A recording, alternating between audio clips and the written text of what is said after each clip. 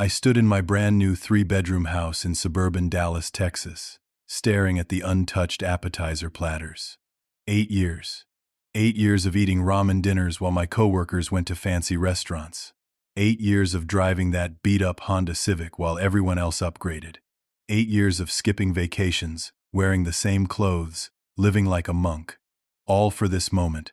The hardwood floors gleamed under the afternoon sun. The fresh paint smell still hung in the air. It was 3 o'clock on Saturday afternoon. The housewarming party had started at 1. I had sent invitations a month ago to 30 people. My parents, my 2 sisters, my brother, aunts, uncles, cousins. The doorbell had not rung once. Not a single person came. I sat down on my new couch, the price tag still attached to the bottom cushion. The cheese platter was sweating in the Texas heat despite the air conditioning running full blast. I had bought 3 types of crackers because I could not remember which brand my mom preferred. The vegetable tray looked sad and wilted now. I had arranged everything so carefully that morning, my hands shaking with excitement. My phone sat on the coffee table, face up. No missed calls. No text messages. Not even a sorry we are running late. Nothing. I picked it up and scrolled through my contacts. Maybe I had gotten the date wrong somehow. But no. The digital invitation I had sent through email clearly said Saturday, June 15th, 1 o'clock in the afternoon. I had even called my mom 2 weeks ago to confirm she had received it. She had said yes. They would all be there. She had sounded excited, asking if she should bring anything. I had told her, just bring yourself. The silence in the house felt heavy. I had imagined this moment so differently. Laughter filling the rooms. My dad clapping me on the back, telling me he was proud. My sisters teasing me about finally becoming a real adult. My brother Trevor asking if he could crash here sometime. The whole family walking through each room, commenting on the high ceilings, the modern kitchen, the little backyard where I planned to plant tomatoes. Instead, I sat alone, listening to the hum of the refrigerator.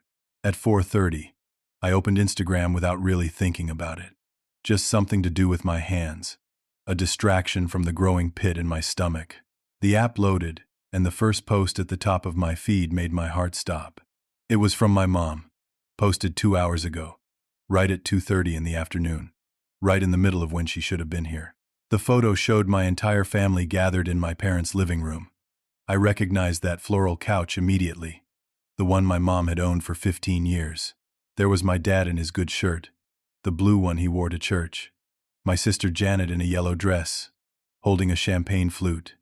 My other sister Corey in jeans and a nice blouse, smiling at the camera. My brother Trevor with his arm around my dad's shoulders. Uncle Barry, Aunt Linda, cousins I had not seen in months. At least 20 people, all dressed up, all holding drinks, all clearly at a party. The caption read, "So proud of our boy Alonzo's first home. Family celebration." 2 house emojis and a champagne glass emoji. I read it 3 times, then 4 times. Then I stopped counting. The comments were already flooding in. Congratulations. What a milestone. Beautiful family. So happy for you all. Someone had written, "Your son must be so blessed to have such supportive parents." My hands started shaking. They had not forgotten. They had not gotten confused about the date.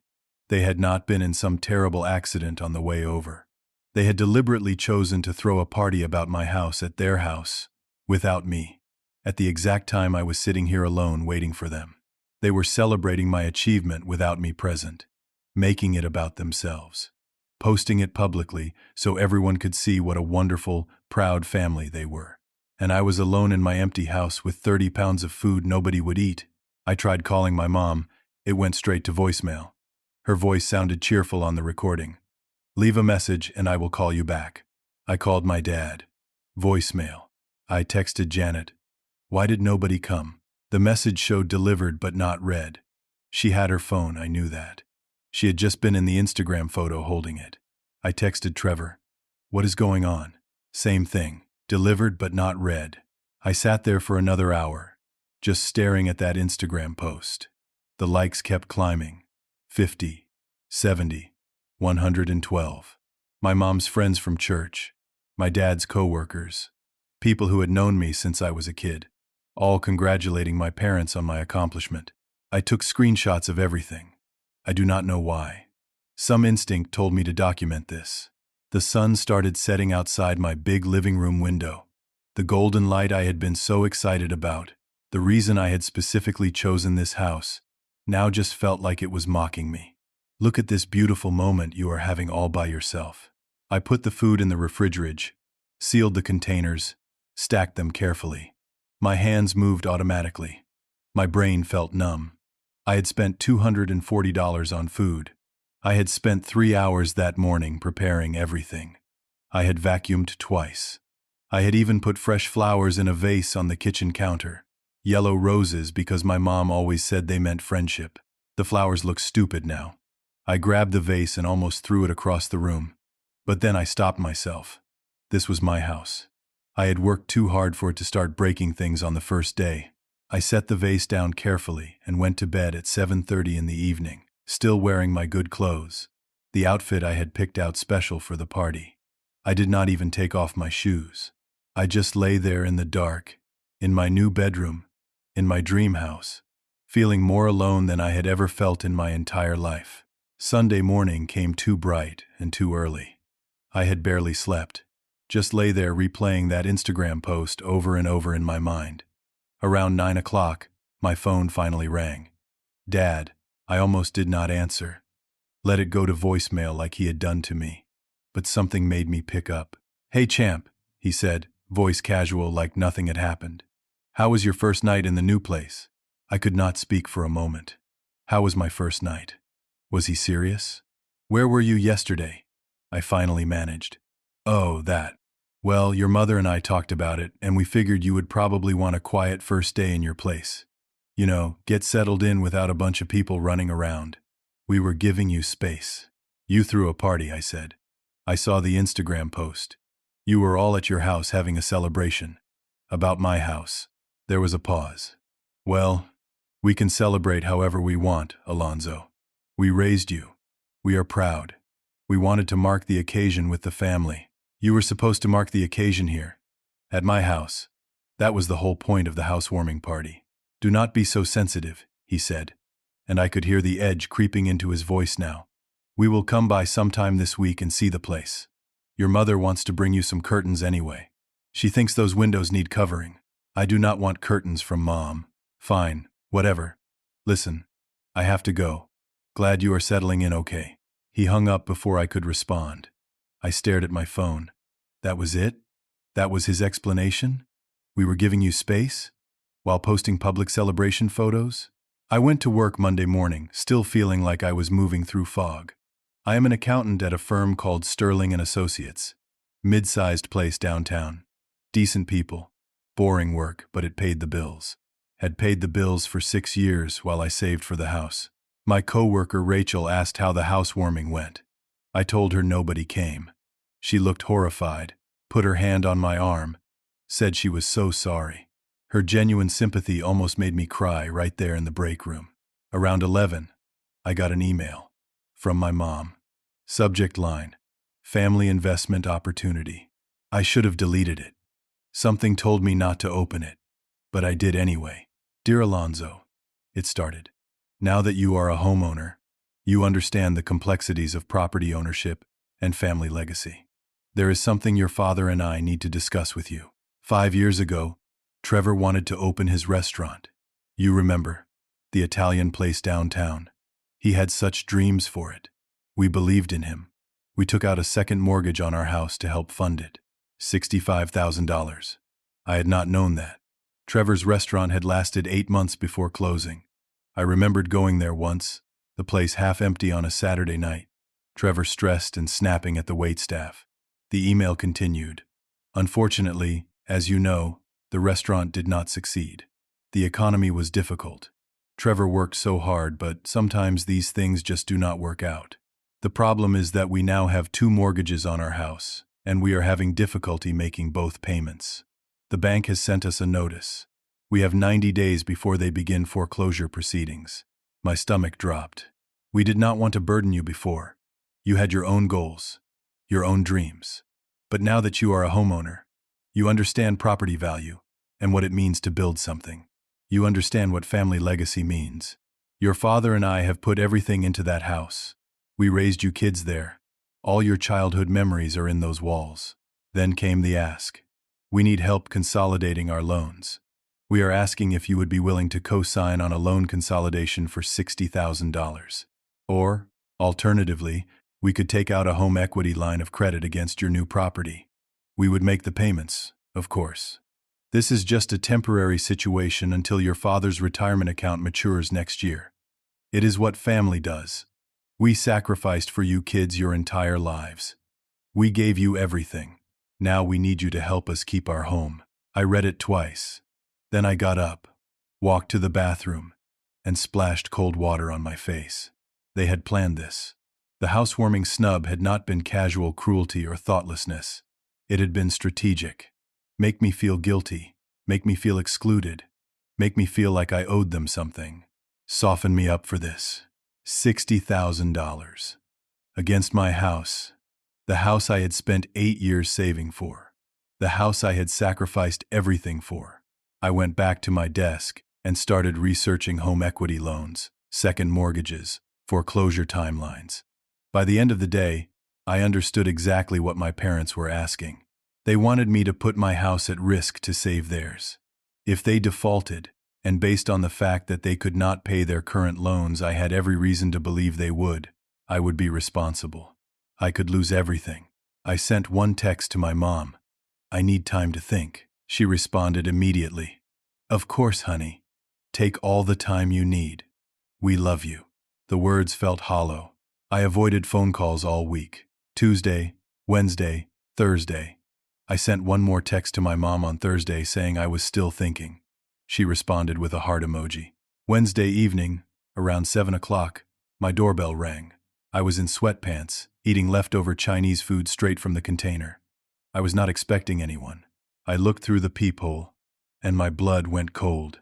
My entire family stood on my front porch. Mom, Dad, Janet, Corey, Trevor, Uncle Barry, Aunt Linda, and 3 cousins I barely knew. 10 people total. I opened the door slowly. What is going on? We need to talk, my mom said, already moving forward. We need to discuss this family crisis. They pushed past me into my house before I could protest.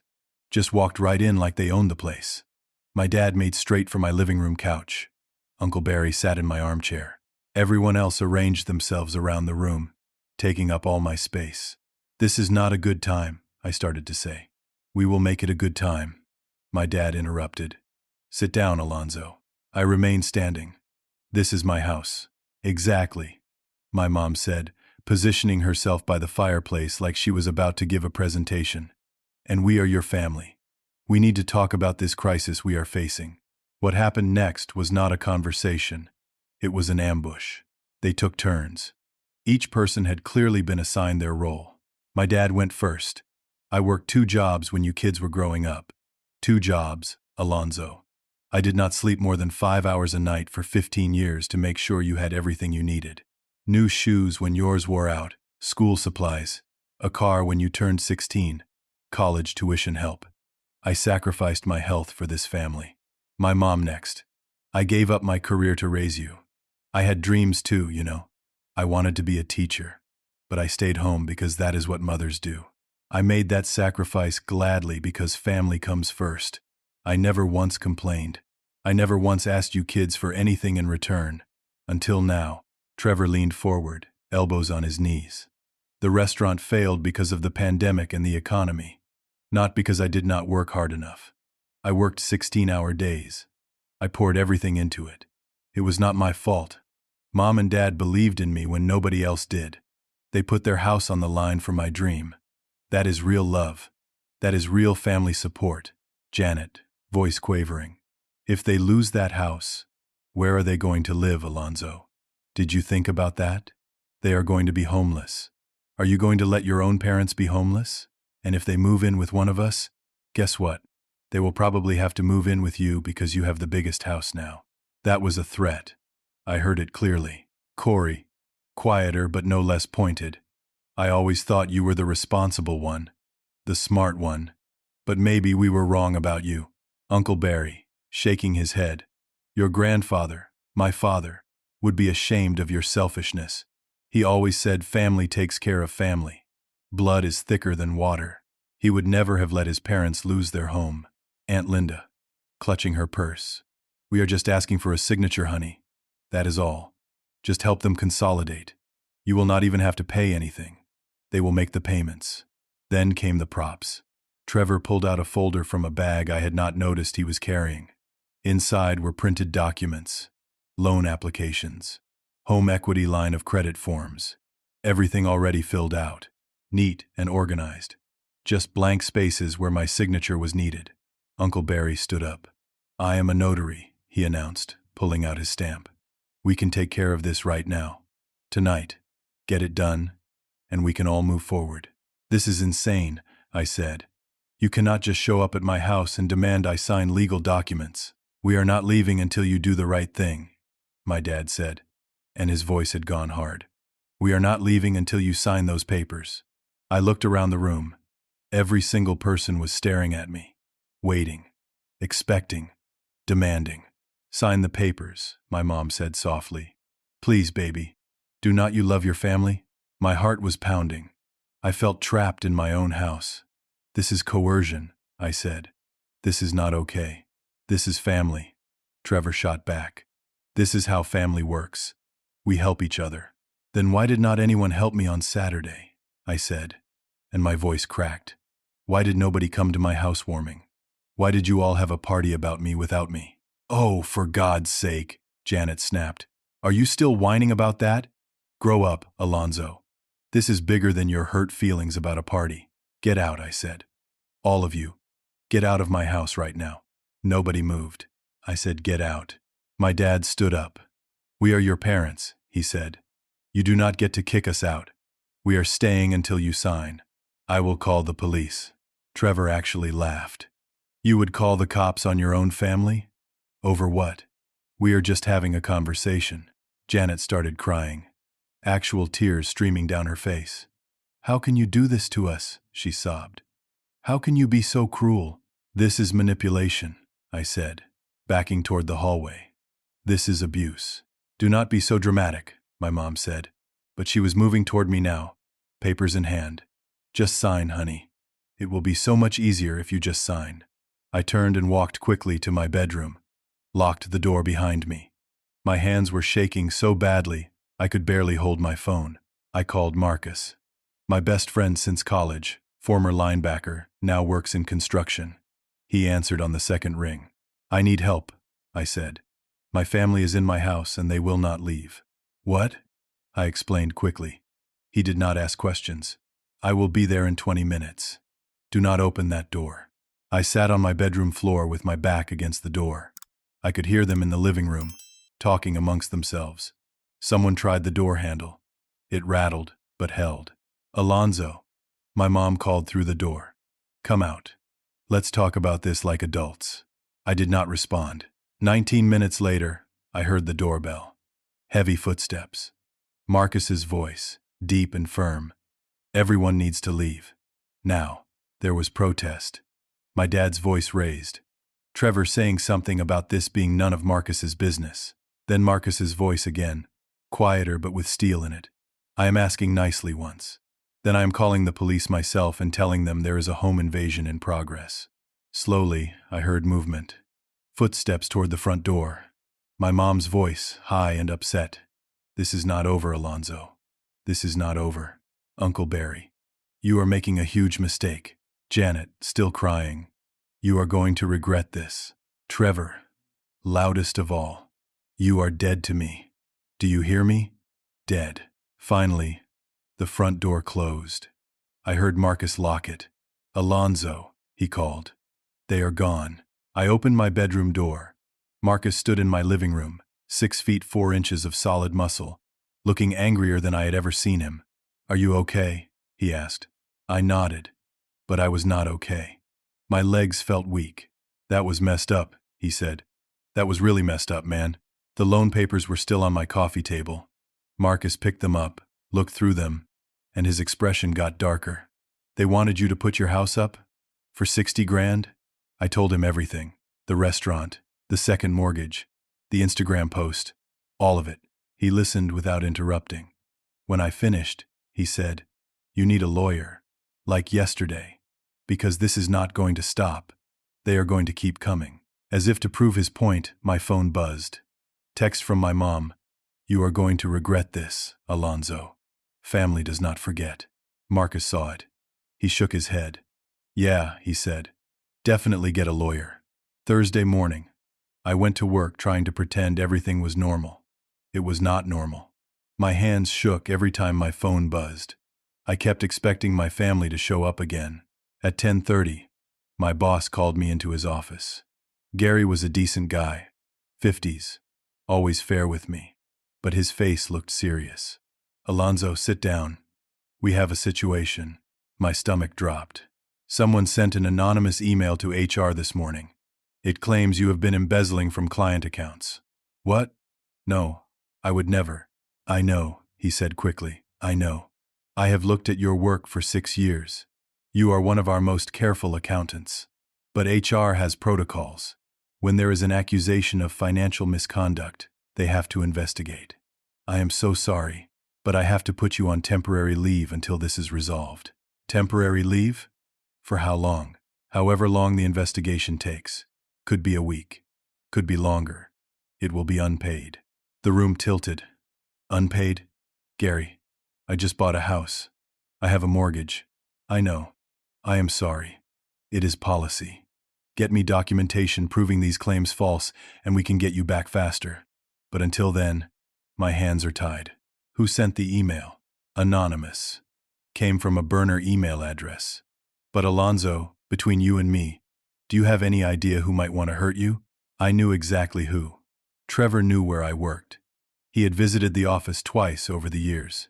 He knew the company name, knew my boss's name, probably looked up the HR email on the website. "My family," I said quietly. Gary's expression shifted. "Oh, can you tell HR that?" "I can tell them you suspect it. But they still have to investigate." I cleaned out my desk in front of the whole office. Rachel hugged me and whispered that she knew I did not do anything wrong. But others just stared. Rumors spread fast in an office. By lunchtime, everyone would think I was a thief. Friday morning, I got a call from my mortgage company. "Mr. Alonzo, this is Sandra from First National Bank. We had a very concerning call yesterday. Someone claiming to be you called asking about taking out a home equity line of credit on your property. But when we asked security questions, they could not answer correctly. We flagged it as potential fraud." "Someone tried to take out a loan using my information?" "Yes. We need you to come in and file a formal fraud report. And I strongly suggest you freeze your credit immediately." I spent Friday afternoon at the bank, then at the police station filing a report. The officer taking my statement looked bored until I mentioned my family was behind it. Then he looked sad. "Family stuff is always the worst," he said. Over the weekend, things escalated in ways I could not have imagined. Saturday morning, I went out to get my mail and my neighbor, Mr. Peterson, an older man who had always been friendly, crossed the street when he saw me. Just turned around and walked the other way. Sunday, another neighbor, Mrs. Campbell, was out with her 2 young daughters. When she saw me, she grabbed both girls' hands and hurried them inside. I saw her lock the door. What was going on? Monday afternoon, I found out. Mrs. Hayes from 3 houses down knocked on my door. She was older, maybe 70, always baked cookies for the neighborhood kids. "I need to show you something," she said, and she looked upset. She handed me a printed letter. No envelope, just a piece of paper. At the top, it said, "Important Neighborhood Safety Notice." Below that, "Be advised that the new resident at 2847 Maple Street, Alonzo, is a registered sex offender. He was convicted of crimes against minors in another state. Please keep your children away from this property and alert other neighbors." My vision went blurry. "This is not true," I said. "None of this is true." "I know, honey," she said gently. "I looked you up on the registry. You are not on it. But someone put these in everyone's mailbox yesterday. Everyone got one. Who would do this?" I knew who, but I could not prove it. I spent Monday evening going door to door to every house on my street, explaining that the letter was completely false. that I had never been convicted of anything, that someone was harassing me. Most neighbors were understanding once they talked to me. A few still looked suspicious. The Campbells would not even answer the door. Tuesday morning, I walked outside to find the word traitor keyed into the side of my car. Deep scratches, all along the driver's side, the letters 6 inches tall. Wednesday, someone smashed my mailbox with a bat or something heavy. It lay in pieces on my lawn. Thursday, I stepped in dog feces on my front porch. A pile so big it could not have been accidental. Friday evening, 18 pizzas showed up at my door. I had not ordered them. The delivery driver insisted I had called. When I refused to pay, he threatened to call the police. I ended up paying $270 just to make him leave. My phone never stopped. Calls from numbers I did not recognize. When I answered, sometimes it was silence, sometimes heavy breathing. Once, Trevor's voice said simply, "This is just the beginning." Social media became a nightmare. My mom posted a long Facebook essay about ungrateful children who abandon their families in times of crisis. She did not name me, but everyone knew. The post got 247 likes. Janet posted a crying emoji and wrote, "Some people care more about things than people," with a broken heart symbol. 63 shares. Corey posted a Bible verse about honoring your parents. 108 likes. My extended family members started unfriending me. Cousins I had grown up with, aunts and uncles who had been at every Christmas, gone from my social media. Some sent me messages first. "Disappointed in you. You have changed. Money changes people." I had not changed. I had just refused to let them steal from me. Work called. The investigation found no evidence of embezzling. But Gary sounded uncomfortable. "Listen, Alonzo, I want to be straight with you. The company has decided to go in a different direction. We are letting you go. You are firing me? It is not about the accusations. Those were cleared. But this situation, whatever it is bringing drama to the workplace." We got 3 more anonymous emails this week. Someone called claiming to be a client, saying they do not feel comfortable with you handling their accounts. "It is just, we think it is best if we part ways. So I am fired because my family is harassing me? I am really sorry, Alonzo." The call ended. 6 years at that company. Gone. I sat in my house, in the dark, unemployed, being sued, my reputation destroyed, my car vandalized, my neighbors thinking I was a predator. Everything I had worked for was crumbling. My family was winning through sheer relentless cruelty. That night, for the first time since I was a child, I cried. Really cried. Sat on my kitchen floor and sobbed until my throat hurt. I pulled out my phone, finger hovering over my mom's contact. Maybe I should just give them what they want. Sign the papers. Make this stop. Maybe then they would leave me alone. Maybe I could rebuild after. I almost called her. Almost surrendered completely. Then Marcus showed up. I had texted him an hour earlier. Just 3 words. "I cannot do this." He let himself in with the spare key I had given him. Found me still on the kitchen floor. "Get up," he said. "I cannot." "Yes, you can. And you are going to. Because I brought someone who can help." Behind him stood another man, 30s, wearing a suit, carrying a briefcase. He held out his hand. "Tyler Morrison. I am a lawyer and Marcus's friend. He told me what is happening. Can we talk?" We sat at my kitchen table. Tyler pulled out a legal pad and started taking notes as I told him everything. Every detail, every threat, every incident. He did not interrupt, just wrote and wrote. When I finished, he looked up. "You have been playing defense this whole time. It is time to play offense." "What do you mean?" "I mean your family has committed multiple crimes. Fraud, harassment, defamation, criminal threats. They think you are weak. They think you are going to roll over. We are going to prove them wrong. I cannot afford a lawyer. I just lost my job. I am doing this pro bono," Tyler said. "Because what they are doing is evil. And because Marcus asked me to. And because I have seen this before. Families that think they own their kids. They need to be stopped." Something shifted in me. The crying stopped. The despair turned into something else. Anger. Cold, focused anger. I had spent 8 years building something beautiful. My family had tried to take it all. They had tried to destroy me. I was done being the victim. "What do we do first?" I asked. Tyler smiled. "First, we go on the attack." Tyler moved fast. By Wednesday, he had filed a motion to dismiss my parents' lawsuit. The hearing was scheduled for the following Monday. We stood in a courtroom that smelled like old wood and floor polish. The judge, a woman in her 60s with sharp eyes, read through the complaint my parents had filed. "So," she said, looking over her glasses, "you are claiming that your son verbally promised to help you with your mortgage, and his failure to do so caused you emotional distress worth $60,000. My parents' lawyer, a nervous-looking man who kept adjusting his tie, nodded. "Yes, Your Honor. The defendant made a verbal contract. Where is your evidence of this contract?" The lawyer shuffled papers.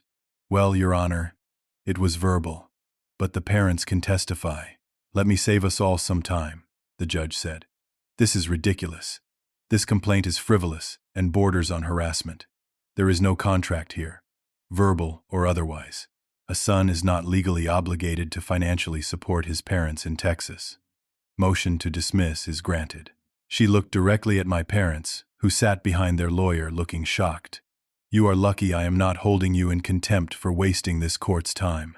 And you," she pointed to the lawyer, "should have known better than to file this." The gavel came down. My parents were ordered to pay my legal fees, $4,000. Tyler turned to me outside the courtroom. "That is just the beginning," he said. Over the next 2 weeks, Tyler filed paperwork like a machine.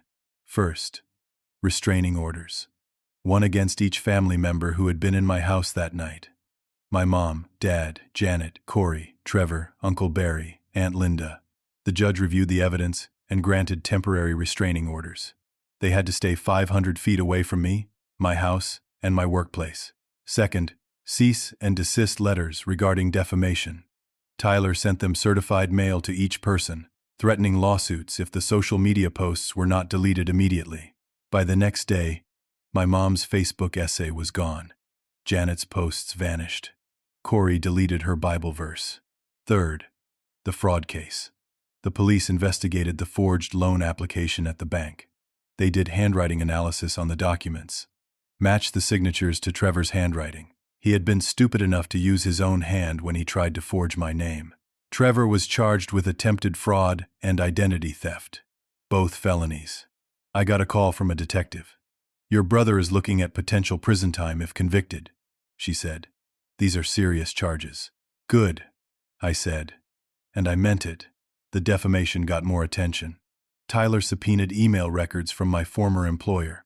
The anonymous email had come from Trevor's IP address, his home computer.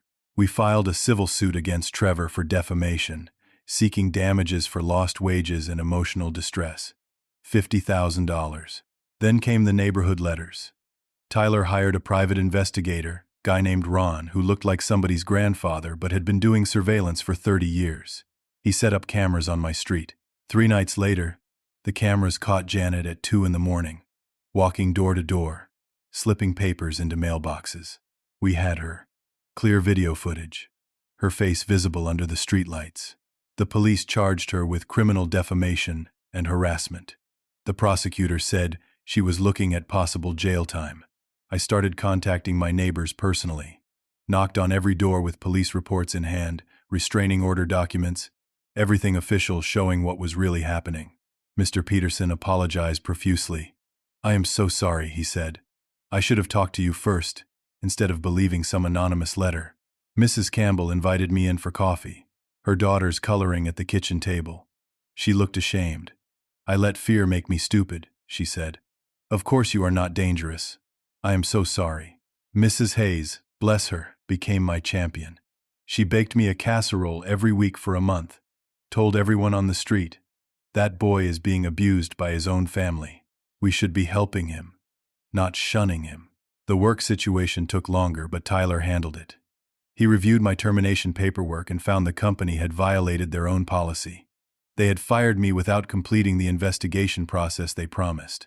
Wrongful termination suit. Filed within 3 weeks. The company's lawyers called Tyler a week later. They wanted to settle. Avoid the publicity. Bad look to fire someone who was being criminally harassed. Settlement. $65,000. More than a year's salary. When Tyler told me, I actually laughed. That is more than my parents wanted me to co-sign for. Poetic justice, Tyler said. I opened a new savings account for the money.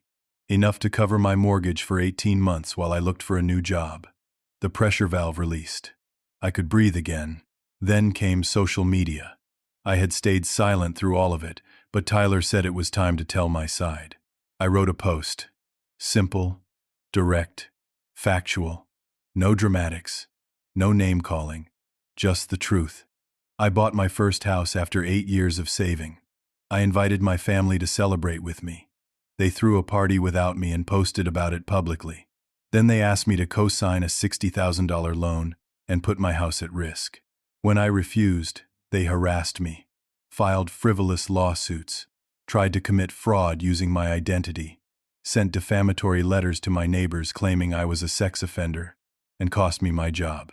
I have filed criminal charges and restraining orders. I am sharing this because I want people to know that family abuse is real, and you do not have to accept it just because someone shares your blood. I attached the court documents. All public record. Restraining orders with names redacted. Criminal charges. Everything official. Posted it at 8 in the morning on a Tuesday. By noon, it had 12,000 shares. By evening, 30,000. The comments were overwhelming. Hundreds of people sharing their own stories of toxic families, financial abuse, emotional manipulation, estrangement. People I had never met sending messages of support. Your real family is who you choose, one woman wrote. Blood does not mean they own you, wrote another. A therapist commented, this is textbook narcissistic family dynamics. Good for you, for protecting yourself. My mom tried calling from a blocked number. I did not answer.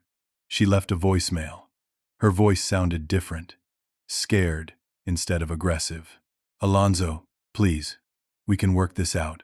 We made mistakes. We are desperate. We did not know what else to do.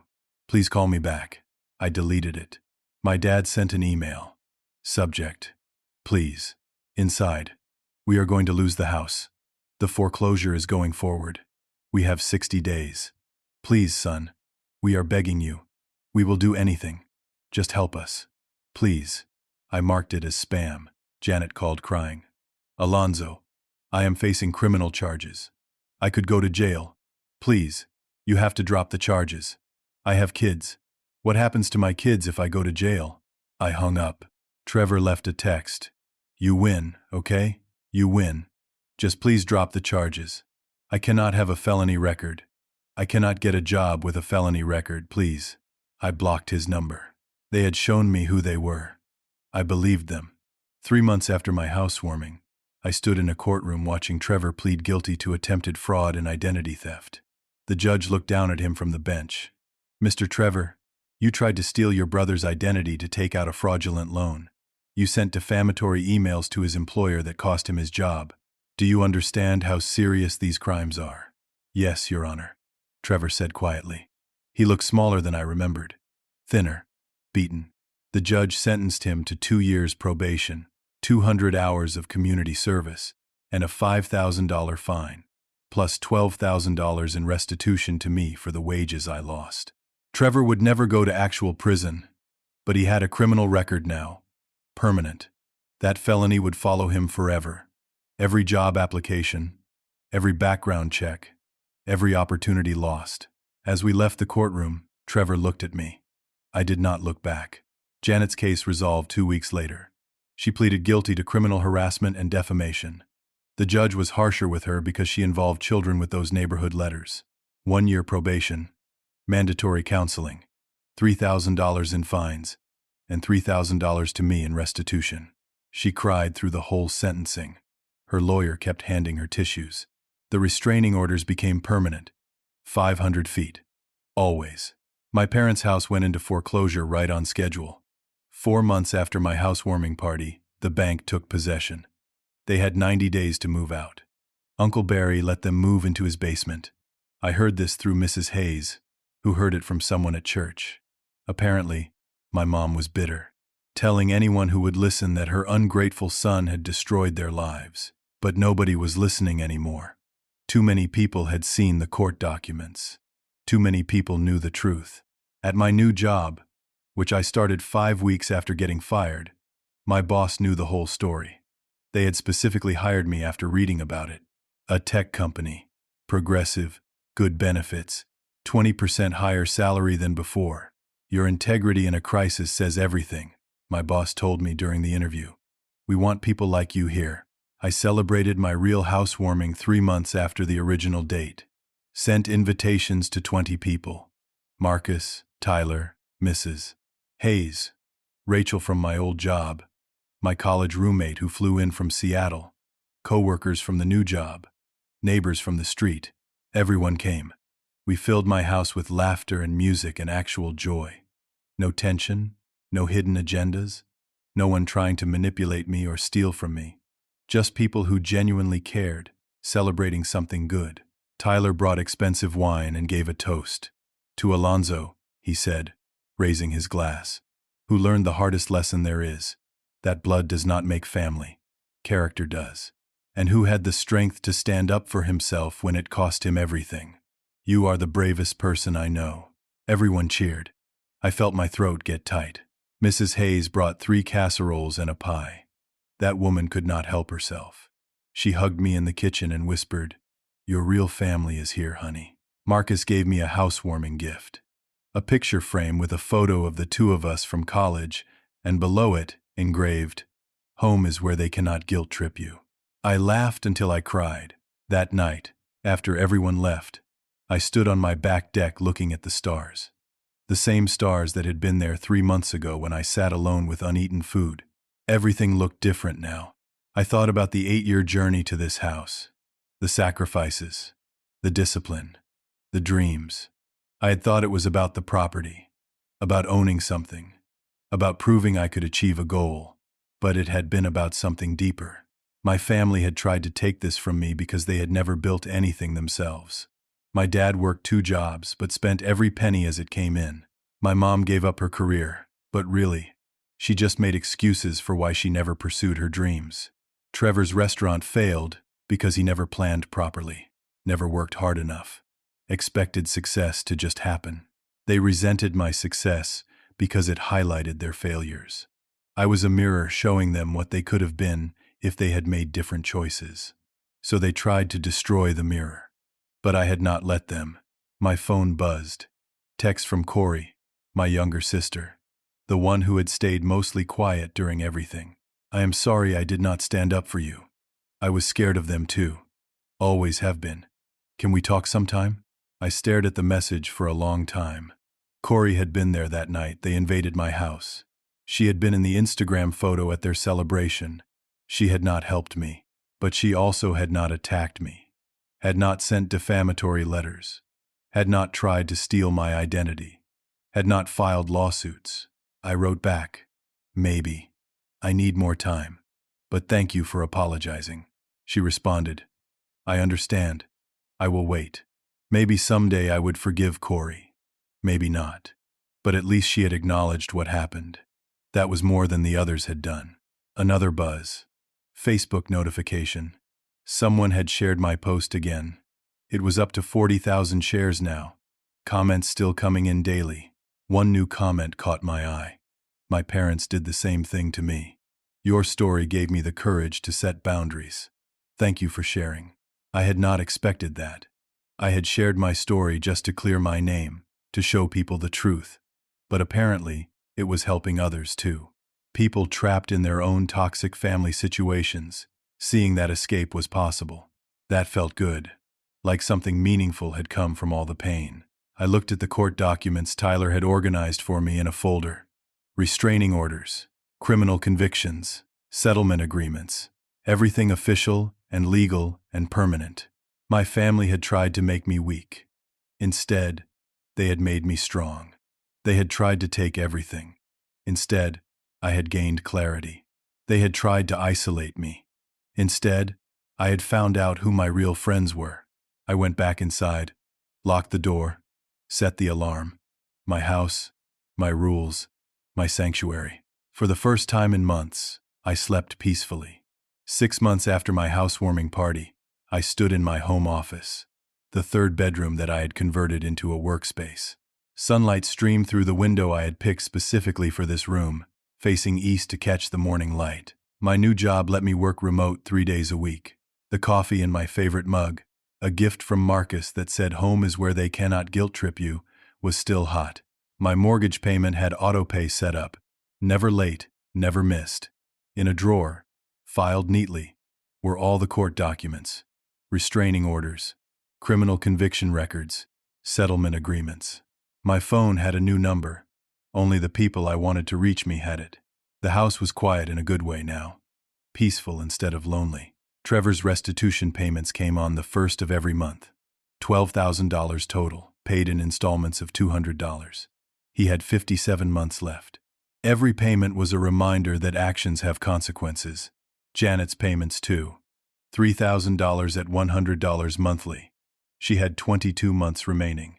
I had put all the restitution money into a savings account. Had not touched it.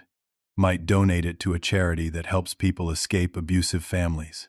Might use it for something meaningful. Had not decided yet. My parents lost their house 6 months ago. The foreclosure went through. Uncle Barry's basement became their home. I heard through Mrs. Hayes that they were bitter. That my mom told everyone at church that her son had destroyed them. That my dad refused to even say my name. Good. Let them be bitter. Let them tell their version. Anyone who mattered knew the truth. My credit was frozen tight. My identity protected. My house secured with cameras and a good alarm system. No one was getting in unless I wanted them in. The neighborhood knew me now. Really knew me. Mr. Peterson waved every morning when I got my mail. Mrs. Campbell's daughters drew me pictures that she delivered with apologies baked into every interaction. Mrs. Hayes still brought casseroles, had basically adopted me as her honorary grandson. Work was good. Great, actually. My boss respected me. My co-workers liked me. No drama, no anonymous emails. Just steady, honest work that paid well. I had rebuilt my life in 6 months. Better than before. Stronger than before. Last week, Corey reached out again. Asked if she could come visit. I said yes. She showed up Saturday afternoon, nervous, carrying flowers. We sat on my back deck and talked for 3 hours. I was terrified of them, she admitted. Mom and Dad, they always controlled everything. Every choice. Every relationship. If you disagreed, you were punished. I saw what they did to you, and I hated myself for not helping. But I was scared they would turn on me next. Why are you telling me this now? Because I moved out, got my own apartment, cut them off, and they did turn on me. Called me ungrateful. Told me I was just like you. Said it like it was an insult. And I realized, being like you is not an insult. You are the only one who had the courage to stand up to them. We did not hug. We're not there yet. But we talked. Really talked. For the first time maybe ever. She left with a promise to come back. Maybe we could rebuild something. A relationship based on honesty instead of obligation. Maybe. Last night, I got a message request on Facebook. From my mom. I could see the preview. Please, Alonzo. It has been 6 months. We are still your parents. You cannot stay angry forever. We love you. We just want to talk. I did not open it. Did not read the whole message. Just deleted the request. Because here is what I learned through all of this. Family is supposed to celebrate your victories with you, not weaponize them for their own benefit. Real love does not come with conditions or invoices or guilt trips. Real love shows up when you ask them to. Real love does not try to steal from you. Setting boundaries is not selfish. It is survival. I almost lost everything trying to be the good son, trying to be dutiful and obedient and accommodating. Saying no saved my life. Literally saved my life. Toxic people will always play the victim when you stop being their doormat. My parents truly believe they are the victims in this story. That I am the cruel one. That I abandoned them in their time of need.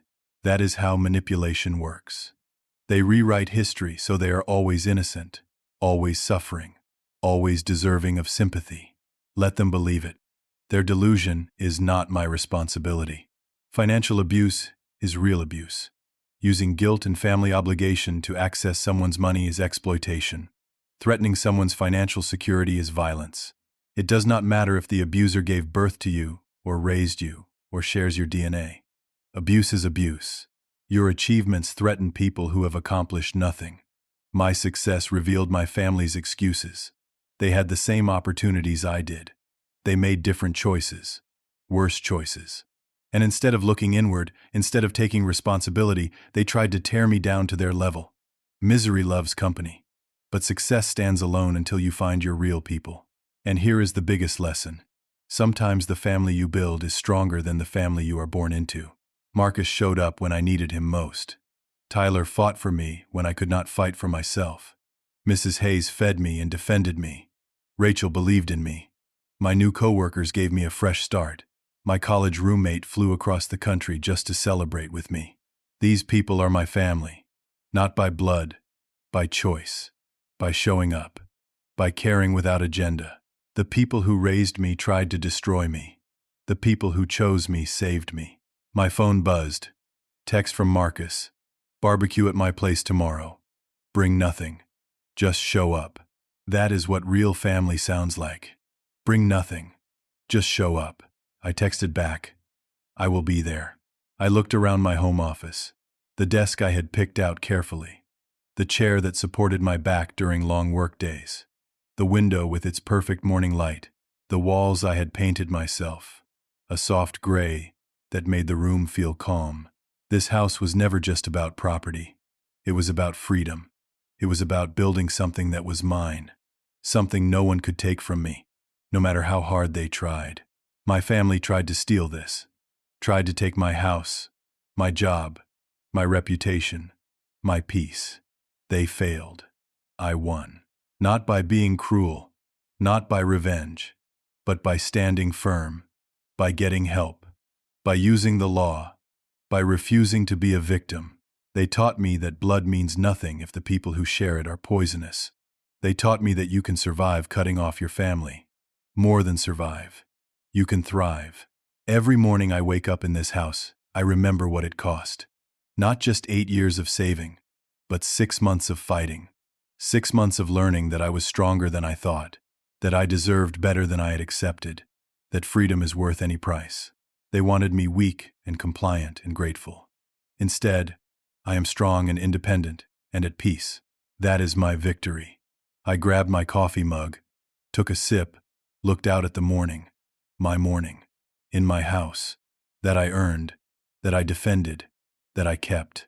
They say home is where the heart is. But sometimes you have to remove the people who would break that heart to find out where home really is. My dream house is not just 4 walls and a roof. It is not just an address or a mortgage or a piece of property. It is the fortress I built. It is the boundary I defended. It is the life I refused to let them steal. And every single day I walk through that front door, I remember, I did not just buy a house. I bought my freedom. And that is worth more than any family dinner could ever be. Now, I want to hear from you. Have you ever had to set boundaries with family members who tried to take advantage of you? How did you handle it? What did you learn? Leave a comment below and share your story. Your experience might help someone else who is going through something similar. If this story resonated with you, please hit that like button. It helps others find this content when they need it most. And subscribe to the channel for more stories about overcoming family challenges and finding your strength. Share this with anyone who might need to hear that it is okay to protect yourself, even from family. Thank you for listening to my story. Thank you for being here. I hope you know that you deserve respect, boundaries, and peace. And if you are fighting for those things right now, keep going. You are stronger than you think. You are worth fighting for. Take care of yourselves. Build your fortress. Defend your boundaries. Choose your family wisely. And remember that home is not where you came from. Home is where you are free.